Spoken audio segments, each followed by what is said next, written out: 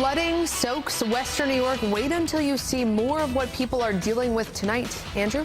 Not out of the woods yet. The flash flood watch continues through tomorrow afternoon, and we do have more rain on the way. We'll time that out for you in your 4-1 forecast.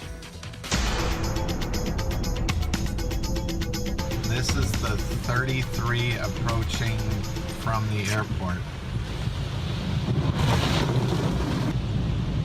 This is something you don't see every day, but today all over western New York, flooding created quite a mess. A viewer sent us this near the Buffalo Airport and the 33. Water, as you just saw, was pouring down from that overpass onto the road below, which was also flooded.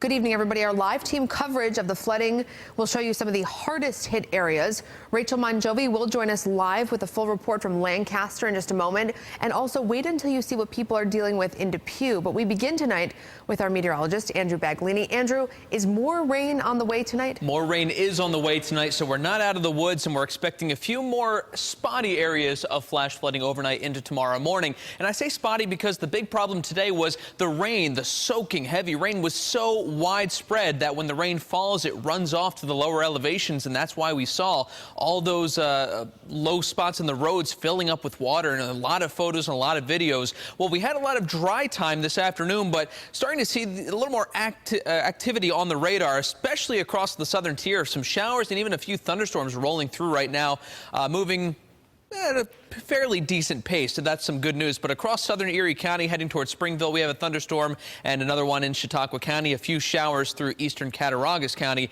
and these certainly bringing some heavy downpours. We also have a couple of showers that are popping up in northeastern Erie and Genesee County, some areas that did already see some flooding, but as of right now, nothing terribly widespread. Here's one of our reports that just came into our newsroom of a road washed away in Bennington in Wyoming County. Scary scene here, and this is certainly possible in some of the more rural areas. Well, the flash flood watch, as I mentioned, continues through tomorrow afternoon. We do have a saturated ground and a lot of moisture still to work with in the atmosphere. And while we're not anticipating terribly widespread flooding like what we saw today, some isolated areas and downpours overnight into tomorrow morning can, again, certainly lead to more areas of flooding. We currently have one active warning, and that's for Cayuga Creek.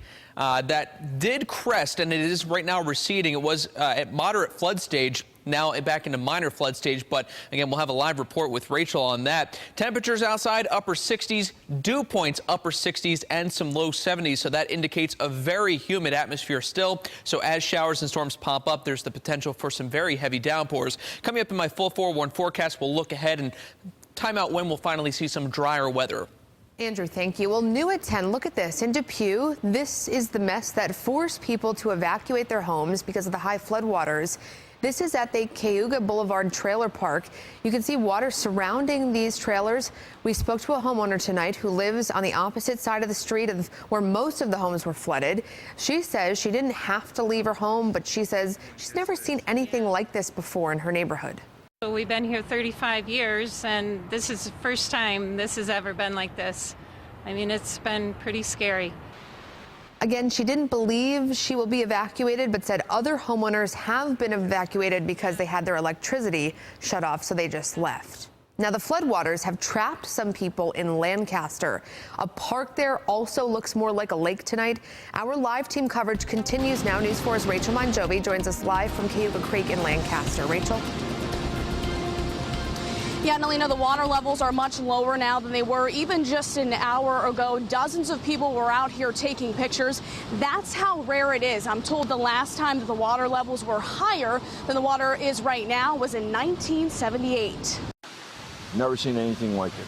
This is the first time. This is insane. People living in the village of Lancaster gathered around Cayuga Creek to get a glimpse of a rare sight. The heavy rain showers caused water levels to rise above flood stage. It's scary. I hope that there's no severe damage. Some residents at the Bell Tower Village condominiums were evacuated by boat this morning. They say water was flooding one of the buildings and trapped some people inside. The front building, they came in and they evacuated people from the front building. Oh my God, I never seen anything like it. Village officials brought in extra staff to respond to any possible flooding. We've been responding to basement floods and whatnot throughout the village throughout the day. There are some houses along Yuga Creek where they're practically in their backyard, so I'm sure we'll be monitoring that situation. Now that the water is receding, people living near the creek say they're no longer concerned, but they're making sure they document what they say is an uncommon occurrence. It's just a natural phenomenon with all the rain runoff. I mean, it's just incredible, you know. Probably once in a lifetime kind of situation. Now, crews are standing by with water rescue and swift water equipment in case anything dangerous does happen tonight. Officials are asking people to stay out of the water, and if anybody has a flooded basement, you are asked to call 911 and your local fire department. For now, we're live in Lancaster tonight. Rachel Monjovi, News 4 at 10. Rachel, thank you. The rain came down quickly and created some scary situations for people on the roads and also in their homes, as you can see here. Rescue crews were out in full force in Marilla after an 82-year-old woman became trapped in her home on Clinton Street. Thankfully, she was rescued uninjured. A lot of drivers were also stranded in their cars from flooding and driving through it, which you're not supposed to do. We saw some closed intersections in city streets that look more like ponds and rivers today.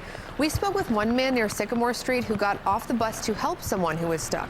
I got off the bus and then I saw the bus driver slowing down, and I noticed that the car was stuck there. So I thought the bus driver wasn't going to go through. And I said, well, my house is right here. Can I get off here? So he let me go. So then I went home and I changed my boots. And I said, I'm going to go help this car out. The Buffalo Fire Department completed 5 swift water rescues today. That's in addition to all of the other calls they received from people who needed help. Well, remember, you can't always track the ever-changing forecast with our 4Warn weather app. Has minute-by-minute updates in our live 4Warn Doppler radar. It is free for your phone or tablet. And all new at 10 tonight, a popular bridal store is closing its doors, leaving some customers without gowns and employees without jobs. A viewer told us on Twitter that Alfred Angelo store on Niagara Falls Boulevard in Tonawanda was closing. We showed up as they were selling their last wedding dresses. They locked the doors for good at 8 o'clock tonight.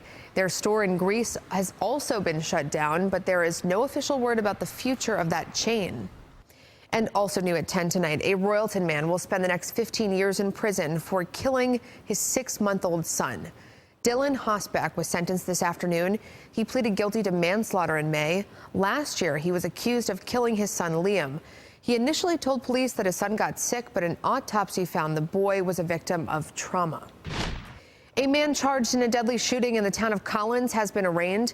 Brandon White is charged with first-degree manslaughter. We brought you this story as breaking news last night at 10. Now, White is accused of shooting Anthony Chipman of Gowanda.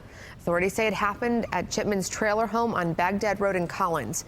Investigators say White did not use a typical gun in the shooting. The firearm involved in this case, somewhat unusual, is actually a pellet gun. Certainly more than a BB gun, but not at all the traditional firearm that's involved in such an incident. The Erie County Sheriff says White's girlfriend was also at the trailer at the time and was assaulted. They think drugs were a factor in the shooting. Up next, former Assembly Speaker Sheldon Silver is a free man again tonight. The governor weighed in when he was in Buffalo today. What he said next.